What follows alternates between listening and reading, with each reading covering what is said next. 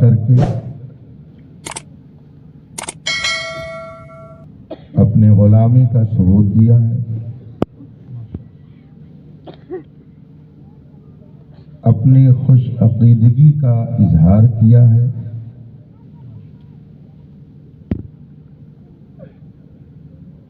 اور اللہ والوں سے اپنے قلبی لگاؤ اور رشتے کو بیان کرنے کی کوشش کی ہے۔ ماشاءاللہ، سبحان اللہ۔ رب تعالی اپنے حبیب پاک کے طفیل آپ سب کی اس شرکت کو شرف قبول عطا فرمائے۔ آمین آمین۔ مجھ سے قبل آپ حضرات نے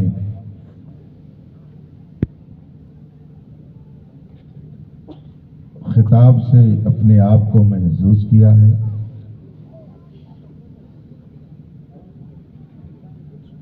آپ کے شہر لکھنؤ کی ایک علمی شخصیت حضرت مفتی شیر محمد صاحب زیدہ کرمو کا خطاب آپ کے سامنے ہو چکا ہے۔ ابھی میرے بعد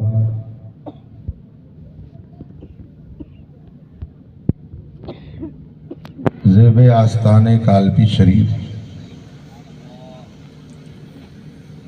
حضور غیاث ملت دامت ظلہ العالی اور گلے گلزار سیادت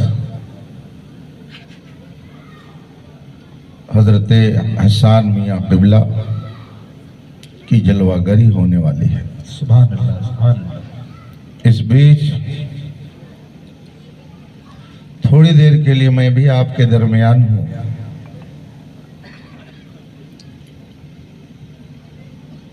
وقت بہت قیمتی ہے، جس طرح سے آپ نے نقیب اجلاس سے سنا ہے اسی کے مطابق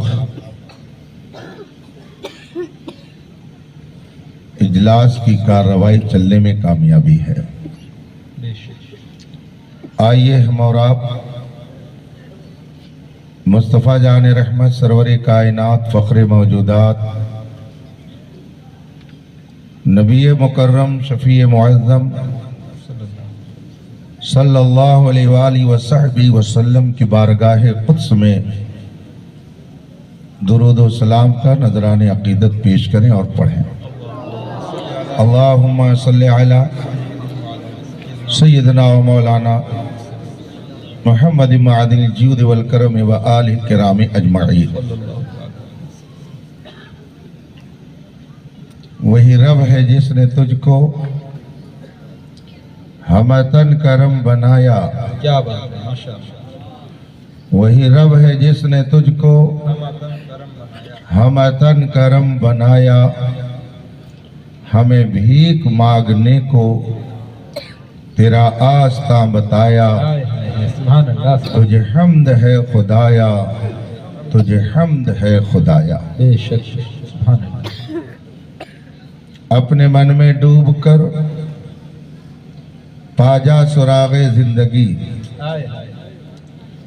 اپنے من میں ڈوب کر پاجا سراغ زندگی، تو اگر میرا نہیں بنتا نہ بن، اپنا تو بن۔ اللہ اللہ، کیا بات ہے۔ تو اگر میرا نہیں بنتا نہ بن، اپنا تو بن۔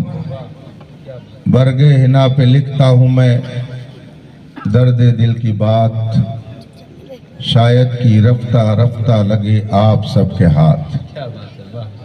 حضرات،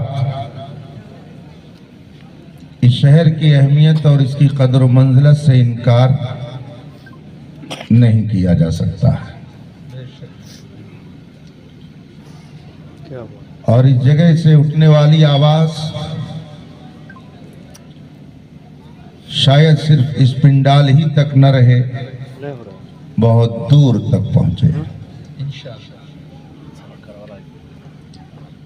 مجھ سے زیادہ آپ دنیا کے حالات سے آگاہ ہیں، جگہ جگہ کے تجھے تھک چکے ہیں ہنگامے، نشاط لذت خواب گراں بدل ڈالو، غلط روی سے منازل کا بہت بڑھتا ہے، مسافروں روش کارواں بدل ڈالو۔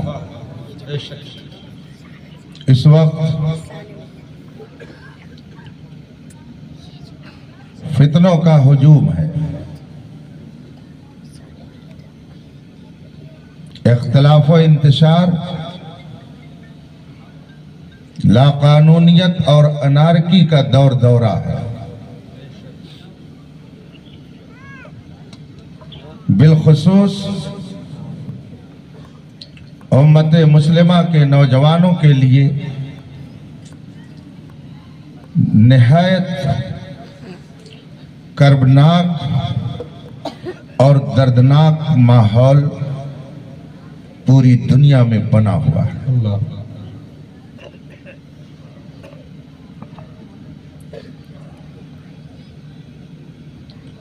ایک انسان معمولی سے معمولی عقل رکھنے والا انسان اگر اس سے پوچھا جائے کہ یہ سوئی کیا بغیر بنانے والے کے بن سکتی ہے، تو وہ فوراً کہے گا ایسا نہیں ہو سکتا۔ بے شک جی۔ ایک معمولی سوئی بھی بغیر بنانے والے کے وجود میں نہیں آ سکتی ہے۔ بے شک۔ لیکن کتنے افسوس کا مقام ہے کہ آج الحاد اور بے دینی مسلم گھروں میں اس طرح سے گھستی جا رہی ہے کہ کل تک جو نوجوان کلمہ طیبہ پڑھ کر خدا کی وحدانیت کا اعلان کرتا تھا، آج وہ خدا کے وجود کا انکار کر رہا ہے۔ اس نازک موڑ سے اس وقت امت مسلمہ گزر رہی ہے۔ مجھ سے زیادہ آپ سوشل میڈیا سے جڑے ہوئے ہیں۔ ایکس مسلم کے نام سے ایک تنظیم پوری دنیا میں متعارف کرائی جا رہی ہے، جس میں یہ دکھانے کی ناکام کوشش کی جاتی ہے کہ ان کا تعلق پہلے اسلام سے تھا اور اب انہوں نے اسلام کو چھوڑ دیا ہے۔ آئے دن اس طرح کی خبریں سوشل میڈیا کے پلیٹ فارم پر نشر کی جا رہی ہیں۔ ایک جتھا اس وقت دنیا بھر میں اس نہج سے کام کر رہا ہے کہ مسلمانوں کے دل و دماغ سے عقیدہ توحید کو ختم کر دیا جائے، خدا کے وجود میں شک و شبہ پیدا کر دیا جائے، اور ان کا اعتماد اور یقین جو خدا کی ذات پر ہے اس کو ختم کیا جائے۔ اس کی ایک مثال میں آپ کے سامنے رکھتا ہوں جس سے آپ اندازہ لگا سکتے ہیں۔ ایک مولانا صاحب کے پاس 6-7 سال کی ایک بچی کو اس کے باپ نے سامنے کیا اور کہا کہ اسے دعا کر دیجیے۔ عالم صاحب نے اسے دعا کی اور پھر اس سے فرمایا، بیٹے کلمہ یاد ہے؟ اس نے کہا ہاں۔ کہا سناؤ۔ بچی نے بسم اللہ پڑھ کر کے کلمہ سنایا۔ اس کے بعد اس بچی نے سوال کیا کہ مولانا صاحب ہم نے بسم اللہ الرحمن الرحیم پڑھا، اس کا ترجمہ یہی تو ہوتا ہے، اللہ کے نام سے شروع جو نہایت مہربان اور بہت مہربانی کرنے والا، رحم فرمانے والا ہے۔ عالم دین نے جواب دیا ہاں۔ اب بچی کا سوال سنیے، وہ کہتی ہے کہ اگر اللہ بہت مہربان ہے، بہت رحم فرمانے والا ہے، تو اس کی یہ کون سی مہربانی کہ ایک نوجوان کی شادی ہوتی ہے اور کچھ ہی دنوں کے بعد اس کی موت ہو جاتی ہے، اس کا ایکسیڈنٹ ہو جاتا ہے، وہ زندگی سے ہاتھ دھو بیٹھتا ہے۔ یہ خدا کی کون سی مہربانی ہے؟ یہ اس بچی کا سوال ہے کہ جب خدا مہربان ہے تو ایک شادی شدہ مرد کو یا عورت کو اتنی جلدی موت کیوں دے دیتا ہے؟ یہ کون سی مہربانی ہے؟ عالم صاحب نے اس بچی سے پوچھا، بیٹا تم نے یہ سوال کہاں سے سنا؟ تو اس نے کہا میری میڈم نے مجھ کو بتایا۔ آپ اس سے اندازہ لگائیے کہ بچوں کے ذہن کو خدا کی طرف سے غیر مطمئن کرنے کی تحریک کیسی چل رہی ہے۔ تمہیں کالی گھٹاؤں کا نہیں پہچاننا آیا، نشیمن سے دھواں اٹھتا ہے تم کہتے ہو ساون ہے۔ خدا کے وجود کا انکار کرنے والے ایک جمعیت کی شکل میں اس وقت پوری دنیا میں پھیلے ہوئے ہیں، اور سب کا نشانہ مسلم نوجوان ہے۔ سب کے ذہن پر حملہ کرنے کی کوشش کرنے والے وہ لوگ ہیں جو اسلام دشمن ہیں، اور وہ اپنا نشانہ مسلم نوجوانوں کے عقیدے کو بنا رہے ہیں۔ اسی طریقے سے ایک طبقہ اس وقت دنیا بھر میں، بالخصوص ہمارے ملک عزیز میں ایک تحریک چلا رہا ہے کہ رسول خدا صلی اللہ علیہ وسلم پر نبوت کا دروازہ بند نہیں ہوا ہے۔ آج بھی نبوت کا دروازہ کھلا ہوا ہے۔ آپ کیرلا، کرناٹک، تلنگانہ، اڑیسہ کے ساحلی علاقے پر جا کر کے ایسی ایک مسلم نما آبادیوں کو دیکھ سکتے ہیں جہاں پر اس عقیدے کے لوگ کثرت سے پائے جاتے ہیں، جن کا کہنا ہے کہ نبوت کا دروازہ کھلا ہوا ہے، نبوت کا دروازہ بند نہیں ہوا ہے، اور وہ اپنے طور پر اپنے بنائے ہوئے ایک نبی کو نبی تسلیم کر کے اس کے فالوور ہیں۔ یہ لوگ بھی اسی ہندوستان میں پائے جاتے ہیں۔ درس قرآن اگر ہم نے نہ بھلایا ہوتا، یہ زمانہ نہ زمانے نے دکھایا ہوتا۔ آج آپ یہ سمجھتے ہیں کہ ہم نے شاندار عمارت بنا لی، بہترین جاب میں لگ گئے، ہم نے اپنی کامیابی کی منزل کو حاصل کر لیا۔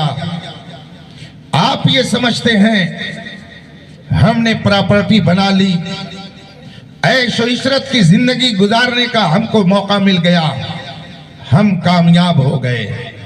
لیکن رفیقان محترم، یہ آپ کی بھول ہے، یہ آپ کی غلط فہمی ہے، یہ آپ سے چوک ہو رہی ہے۔ خدا نے آپ کو صرف اس لیے نہیں پیدا کیا کہ آپ کھائیں اور پئیں، سوئیں اور جاگیں اور چلے جائیں۔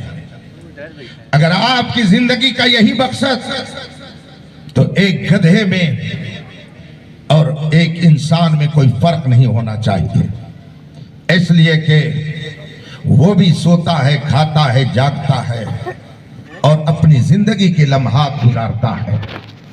آپ صرف اس لیے نہیں پیدا کیے گئے، آپ کیا یہ پوری کائنات بھی صرف یوں ہی نہیں بنائی گئی ہے. قرآن کریم میں فرمایا گیا عقل والے، شعور والے، علم و حکمت والے، دانش و بینش والے جب اس کائنات کو دیکھتے ہیں تو وہ بے ساختہ کہتے ہیں ربنا ما خلقت ھذا باطلا. اے رب تو نے ان چیزوں کو بیکار نہیں پیدا کیا. زمین کا اتنا بڑا فرش بیکار نہیں، آسمان کا شامیانہ یہ یوں ہی نہیں تنایا ہے، چاند کی چاندنی، سورج کی روشنی یہ یوں ہی نہیں آپ کے لیے بنائی گئی.